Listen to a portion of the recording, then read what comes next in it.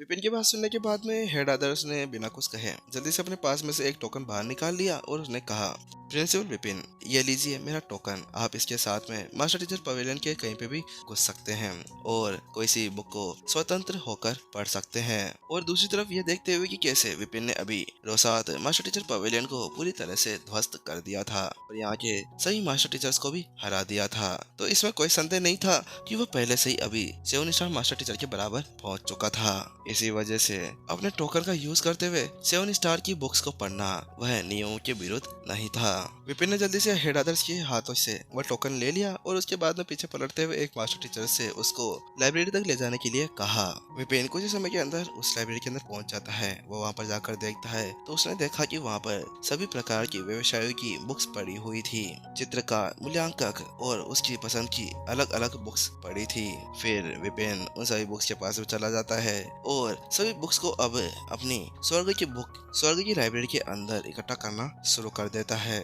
उसको speed awakener, demonic ट्यूनिस्ट, डॉक्टरी, alchemist, painter, beast tamer, formation master, dancer, मूल्यांकक, डिजाइनर और अन्य प्रकार की कई सारी बुक्स को इकट्ठा कर लिया था। मास्टर टीचर पवेलियन के अंदर जितनी भी ज्यादा बुक्स पड़ी हुई थी, उन सभी बुक्स की जो व्यवसाय की तुलना थी ना, वह उनके व्यवसायों के संघों की बुक्स की तुलना से नहीं की जा सकती थी। हालांकि विपिन को इससे कोई फर्क पड़ता ही नहीं था। विपिन के लिए तो कोई सी बुक चल जाती थी, अगर चाहे से वो फटी हुई होती, वह लो ग्रेड की होती, तब भी उसको कुछ भी मतलब नहीं होने वाला था। उसको तो बस बुक्स चाहिए थी। विपिन ने एक दिन के अंदर तो उन सभी बुक्स को इकट्ठा कर लिया और 3 दिन के अंदर उन सभी बुक्स को स्वर्ग की लाइब्रेरी के अंदर ले जाकर कंबाइन कर उन सभी का आत्मसात भी कर लिया था। 3 दिनों बाद में विपिन जैसे ही उस लाइब्रेरी से बाहर निकलता है तो वो देखता है कि लाइब्रेरी के बाहर अभी हेड आदर्श उसका वेट कर रहे थे। विपिन को बाहर आते हुए देखकर हेड आदर्श जल्दी से उसके पास में चले जाते हैं और उसको एक वस्तु पकड़ा देते हैं। प्रिंसिपल विपिन, यह रहा आपका 7 स्टार का प्रतीक चिन्ह। उस चिन्ह को अपने हाथ में पकड़ने के बाद में विपिन ने एक राहत की सांस ली, क्योंकि आखिरकार उसको इतनी ज्यादा परेशानी से गुजरने के बाद में एक 7 स्टार मास्टर टीचर बना दिया गया था। 1 साल पहले की बात थी जब वह एक मास्टर के पद से हटा दिया जाने वाला था। उसी समय उसने अचानक से मास्टर टीचर के पेशे के बारे में सुना था और वहीं से ही उसकी जर्नी शुरू हो गई थी। हालांकि जर्नी को शुरू हुए ज्यादा समय नहीं हुआ था और पलक झपकते ही आज वो इस स्तर तक पहुंच चुका था, 7 स्टार मास्टर टीचर के रूप में। आदर्श ने उस टोकन को देने के बाद में एक निराशा भरी हुई आवाज के साथ में कहा, प्रिंसिपल विपिन, अभी तक भी हमें रेयांश कहीं पे भी नहीं मिला है। हालांकि हम सभी ने पहले ही उसकी सूचना मुख्यालय के अंदर दे दी है और मुख्यालय ने उसको पकड़ने के लिए पहले से ही वहाँ से कुछ दूतों को भेजा है और यहाँ पर कुछ गलती नहीं होती है तो उन सभी मास्टर टीचर्स को जिनको वहाँ से भेजा गया था उनको वहाँ यहाँ पर आने में आधे महीने से भी कम समय लगना चाहिए। ओह अच्छा, ऐसा है। विपिन ने उसकी बात सुनने के बाद में सिर हिला दिया, क्योंकि वास्तव में रेयांश अभी वहाँ से इतनी सावधानी से बचकर भाग गया था जैसे कि किसी के सर के ऊपर से एक बाल निकलकर भागता है। वास्तव में उसने दिमाग तो अच्छा लगाया है, उसे लगता है कि अपनी सारी ट्रैक करने वाली चीजों को हटा दिया है और जब तक यहाँ पर कोई अनूठी कलाकृति का यूज नहीं किया जाएगा तब तक उसका ओरा या कोई भी चीज सेंस नहीं की जा सकती और तब तक उसको ढूंढना लगभग असंभव ही रह जाएगा।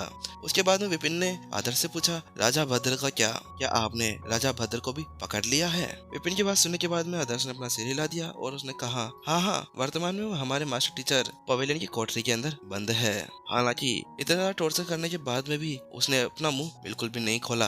अच्छा ठीक है, फिलहाल के लिए उसे अभी वहीं पर ही रहने दो। और हमने जो नवोदित के लेकर वहाँ पर वह सभी बातें फैलाई थी उसका क्या हुआ? विपिन ने आदर्श से पूछा, क्योंकि कुछ समय पहले विपिन ने आदर्श को वहाँ पर एक सलाह दी थी कि वह नवोदित को मारने या दंडित करने की जगह पर उसको एक सम्मान के साथ में दफनाया जाए, क्योंकि उसके अंदर विपिन की एक चाल छुपी हुई थी ताकि वह अपने सामने खड़े हुए अपने सभी दुश्मनों को एक चारा के तौर पर नवोदित का यूज किया जा सके। लेकिन हेड आदर्श के सामने एक और मुसीबत आ गई थी, जिससे पहले कि वह कुछ कर पाता उससे पहले ही विपिन ने पवेलियन को तोड़ दिया था और उसके बाद में 3 दिन बीत चुके थे और उसके बाद में आदर्श को काम करने का कोई समय नहीं मिला था। प्रिंसिपल विपिन, जैसा कि आपने कहा था उसके अनुसार मैंने नवोदित को बिल्कुल सम्मान के साथ में दफनाने का एक समारोह आयोजित किया है, जिसमें मैंने उसके अंदर उसके द्वारा की गई मानव जाति के लिए योगदानों के बारे में सराहना की है और मैंने ये सुनिश्चित किया है कि ये खबर जितनी ज्यादा दूर फैले उतनी ज्यादा अच्छी है और जितनी तेज हो। आदर्श के उन सभी शब्दों को सुनने के बाद में विपिन ने संतोष में अपना सिर हिला दिया और वह मुस्कुरा दिया। अच्छी बात है, ठीक है आदर्श, अब आपको जल्दी से एक काम करना है। आपको सबसे ज्यादा शक्तिशाली मास्टर टीचर्स को यहाँ पर इकट्ठा करना है और उन सभी को मेरे पास में ले आओ, क्योंकि अब हमारे पास में रेयांश को पकड़ने का समय है। क्या रेयांश को पकड़ने का? लेकिन प्रिंसिपल विपिन, आखिरकार हम रेयांश को कैसे पकड़ लेंगे? विपिन की बात सुनने के बाद में आदर्श पूरी तरह से अवाक रह गया था। आदर्श की बात सुनने के बाद में विपिन ने एक बड़ी सी स्माइल के साथ में कहा, अरे बहुत ज्यादा सरल है, हम सभी आज नवोदित के घर की तरफ जाएंगे और वहाँ पर चुपचाप बैठे रहेंगे। अगर कुछ गलत नहीं हुआ ना तो मुझे पक्का विश्वास है कि रात में कुछ मेहमान वहाँ पर आएगा, कोई मेहमान वहाँ पर जरूर आएंगे। विपिन ने ऐसा कहा और उसी के साथ में हेड आदर्श फिर से परेशान हो गए। क्या नवोदित का घर? प्रिंसिपल विपिन, आप साफ साफ के तौर पर क्यों नहीं कहते कि आखिरकार आप क्या कहना चाहते हैं? अरे मैं आपकी बात समझने का। हालांकि इसी कंफ्यूजन के बीच में उसको कुछ याद आता है और वो कहता है, प्रिंसिपल विपिन, कहाँ पर आप ये तो नहीं सोच रहे कि नवोदित के घर के अंदर रेयांश से रिलेटेड कोई सुराग छुपा हुआ है? आदर्श के दिमाग के अंदर वह सभी चीजें अब दौड़ने लगी थी, क्योंकि वास्तव में नवोदित रेयांश का एक स्टूडेंट था, जिसकी वजह से आदर्श को अब वो मामला समझ में आने लगा था, क्योंकि अचानक से नवोदित का वहाँ पर उस जेल के अंदर मर जाना, इसी वजह से आदर्श को यहाँ पर लगने लगा था कि यहाँ पर कोई ना कोई साजिश चल रही थी।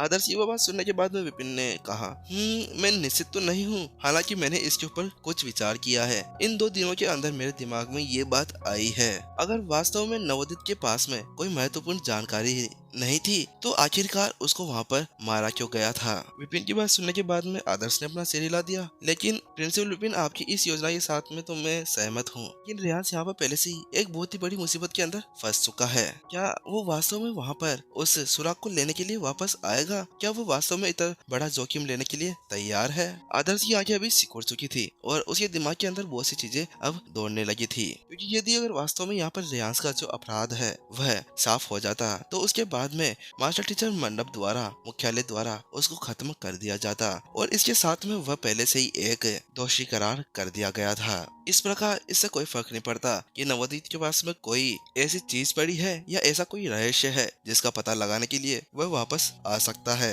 आदर्श की बात सुनने के बाद में विपिन ने अपना सिर हिला दिया और उसने कहा, देखो ये इस पर निर्भर करता है कि आखिरकार रेयांश किस चीज के लिए वापस आएगा।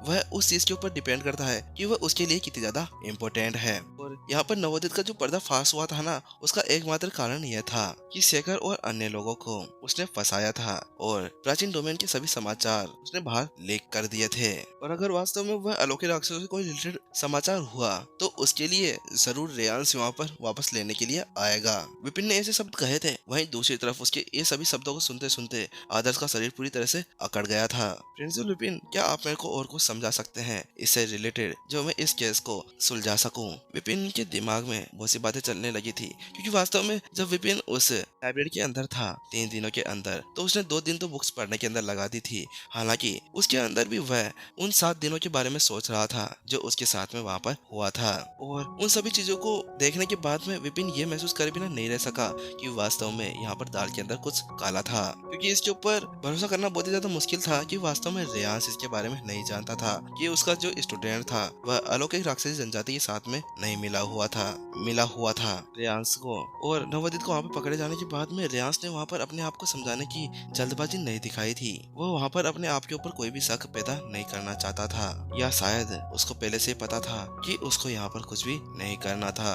विपिन की वह सभी बात सुनने के बाद में हेड आदर्श ने अपना सिर हिला दिया और उसने कहा, ठीक है प्रिंसिपल विपिन, आप मेरा वेट कीजिए, मैं अभी सभी को यहाँ पर इकट्ठा कर कर लाता हूँ। हेड आदर्श अभी विपिन की वह सभी बातें सुनने के बाद में ये बता सकता था कि वास्तव में विपिन ने वहाँ पर कुछ ऐसा महत्वपूर्ण ढूंढ लिया था जो बहुत ही ज्यादा जरूरी था, और वह जल्दी से वहाँ से बाहर निकल गया। कुछ देर बाद में वह वापस से 5 मास्टर टीचर्स को साथ में लेकर आ जाता है। उसमें से 4 तो बहुत ही ज्यादा बुजुर्ग थे, हालांकि जो आखिरी वाला था वह जाना पहचाना था, वह कोई और नहीं, वह विपिन लियाओसी था। विपिन लियाओसी वास्तव में था तो बहुत ज्यादा शक्तिशाली, हालांकि वह विपिन के सामने कुछ भी नहीं कर सकता था। हालांकि उसकी शक्तियों को देखने के बाद में ये कहा जा सकता था कि अगर वो वहाँ पर अपनी सभी संत लेवल की तलवारों का यूज करता है तो उसके बाद में वह आदर्श के साथ में मुकाबला कर सकता था। शायद वह आदर्श को वहाँ पर हरा देता। उन सभी को वहाँ पर आते हुए देख विपिन ने एक हल्की सी मुस्कान के साथ में कहा, ठीक है, आप सभी को यहाँ पर बैठ जाना चाहिए और आराम करना चाहिए। हम लोग यहाँ से रात को रवाना होंगे। विपिन ने ऐसा कहा और सभी ने अपना सर हिला दिया। जब विपिन ने वहाँ पर पवेलियन को गिराया था तो उसके बाद में उन सभी के मन के अंदर अभी विपिन को लेकर बहुत ही ज्यादा सम्मान आ चुका था। इस समय रोसात मास्टर टीचर पवेलियन के अंदर विपिन की जो प्रतिष्ठा थी वह आदर से भी कहीं अधिक कही जा सकती थी। इसी वजह से वह जानते थे कि विपिन उन सभी से आगे निकल चुका है और इसी एपिसोड को खत्म कर दिया जाता है। गाइस आगे जाकर तो भाई मजा ही आने वाला है। पता नहीं कैसा सस्पेंस होगा। मैंने भी अभी स्टोरी आगे पढ़ी नहीं है और पढ़ भी ली होती तो कौन सा मैं बता ही देता। चलो चलो सो जाओ जाके। और गाइस कमेंट सेक्शन के अंदर जो लिंक्स है ना उसके ऊपर यार साइन अप करवा दो, ऐसा करवाना चाहो तो। वैसे यार जो पिछली वाली लिंक दी थी ना उसके ऊपर भी आप लोगों ने अभी तक टारगेट तो कंप्लीट करवाया नहीं है। चलो देखते हैं गाइस आप लोग करवाते हो कि नहीं करवाते। नहीं करवाते तो कोई बात नहीं, आप क्या ही कर सकते। चलो बाय बाय, मिलते हैं नेक्स्ट एपिसोड के अंदर रोमांसकारी स्टोरी के साथ में। आगे जाकर देखते हैं कि आखिरकार रेयांस का पीछे का क्या खुलासा होने वाला है।